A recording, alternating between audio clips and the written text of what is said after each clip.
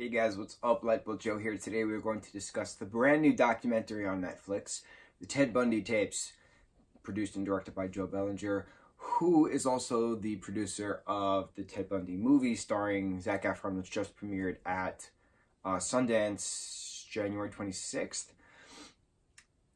There is, I don't know how to say this. I'm just going to say it.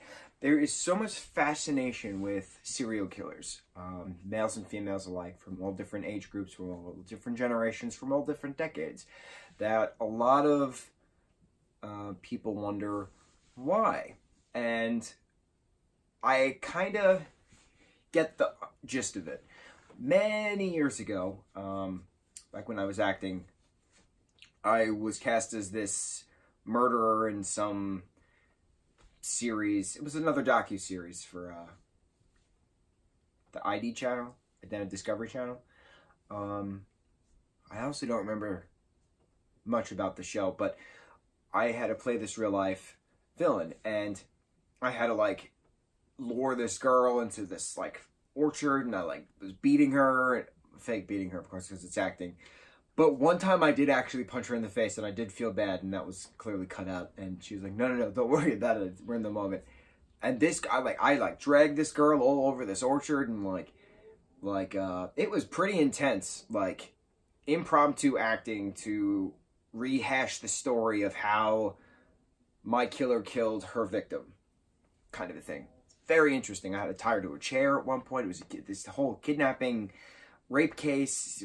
I shot her at some point. It was intense. So it was real baptism by fire getting into that mindset.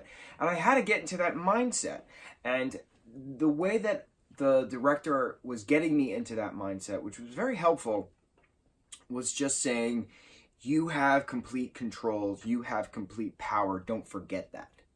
You're in control. This is your show. This is your game. She's your pawn. And I was like, oh. Okay, so I was going with that, and I had that mindset, and I was like, power. I'm in control. This is my game. Me, me, me, me, me. It's all about narcissism when it comes to this type of act, when it comes to this type of persona.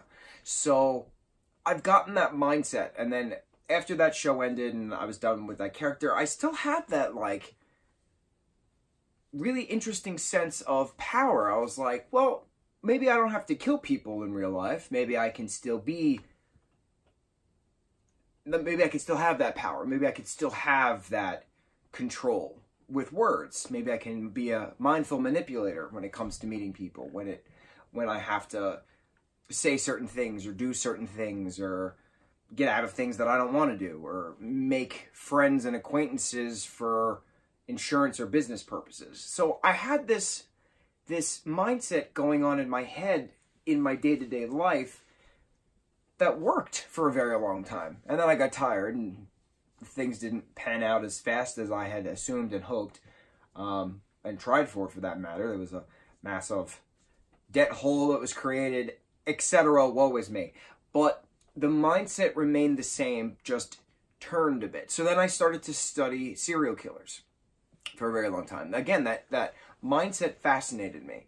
I was very interested in Jeffrey Dahmer and his case, that he was very poised and articulate when he spoke.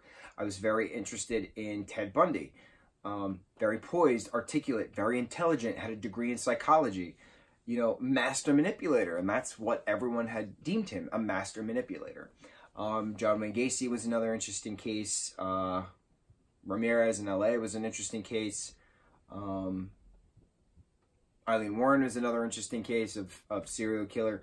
And the term serial killer wasn't really a thing. Ed Gein was another amazing, interesting case because he is the architect of certain horror villains. Hannibal Lecter. You have... what? Oh my god, I can't think. Leatherface. Oh my god, I just could not think. Texas Chainsaw Massacre. And some other horror villain is based off of Ed Gein's persona, methods, atrocities. To have them brought about in different docu-series and different films throughout the course of, the decades since all of these atrocities, through American Horror Story Season 5, having them as pivotal characters on Devil's Night, which is Halloween night in the Hotel Cortez. Brilliant, bringing actual American horror stories into American Horror Story on FX. So I've always had an interest in these things. Now, Ted Bundy has always been a fascinating character because he was always the stereotypical good-looking guy. He was college educated. He was well-versed. He knew how to talk. He knew how to manipulate. He knew how to have his show of being me and have that power and manipulation over certain people to do what he wanted to do, when he wanted to do it, and get away with certain things. Fascinating guy. So God, I can't talk. Ted, his story of spree killings started in 73, ended in 79, executed in 89 in the state of Florida. States involved of his killings were California, Oregon, Washington, Idaho, Utah, Colorado, Florida. Was there another one? I feel like there was another one. Upwards of 35 or more killings, all roughly around the same type of girl. Caucasian, various hair colors, but mainly a college co-ed, or teenager, thin, you know, a skinny athletic build. He wanted power. He wanted to abuse them. He wanted to sexually abuse them. He wanted to show his dominance. He wanted to physically harm, physically maim, and then have sex with them later, as he confessed. So the point of this docuseries was to show an interview that two journalists were having with him on death row prior to their actual book coming out, before his execution. And it was interesting because, again, Ted is a master manipulator, so he avoided certain questions, and then they eventually got him to talk in the third person and explain all of the atrocities as if he was looking at it from a psychological perspective, giving that character a voice. So the man must have thought this. Eventually, through 2 different stages of execution, he was diagnosed with manic depression and bipolar disorder, which explains some things, as he's explaining he heard the voice in his head and get these urges and to do things, which is the same thing that Jeffrey Dahmer would say. Now, Jeffrey Dahmer wasn't actually executed. He was just killed in prison. There's a difference. Bundy was electrocuted. Dahmer was just murdered. It's fascinating because these two particular individuals were very intelligent. They were geniuses in their own right.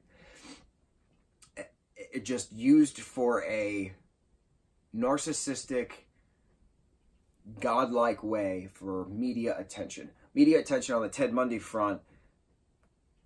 Jeffrey didn't really care about the media.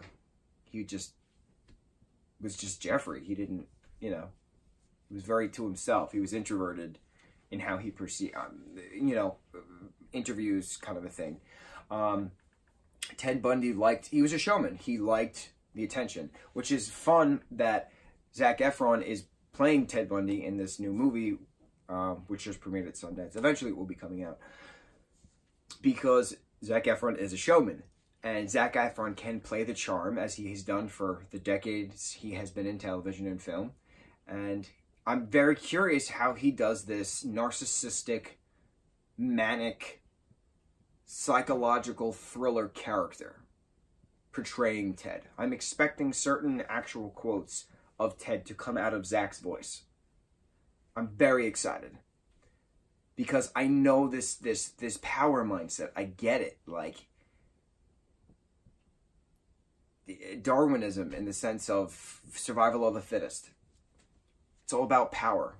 And in retrospect, it's pretty amazing that one individual could change the course of how policing, forensics, investigating databases turned into a front. This is the first major media trial to circulate around all 50 states and foreign countries at the same time. The first major use of satellite bands in 1989. It's pretty interesting. It's very interesting. I do not condemn what happened. Obviously, I respect the power, not the methods nor outcome. Because this man knew how to work. He knew what to do. He knew what to say. He knew how to execute what he wanted, which is not condemnable, which is not condonable. It is to be condemned, not condoned. There we go. But it's all about power. How many people do you know possess that amount of power? Aside from these Shaggy memes going on right now, right? Shaggy the God using the 1% power that he actually is. Matthew Lillard actually just did a Snapchat about it. Hysterical that he's in on the joke. But that's my point. How many people do you know or read about on the internet through any form of social media who eludes this much power for good or bad? There are certain figures in history that are immortal, good or bad, because they have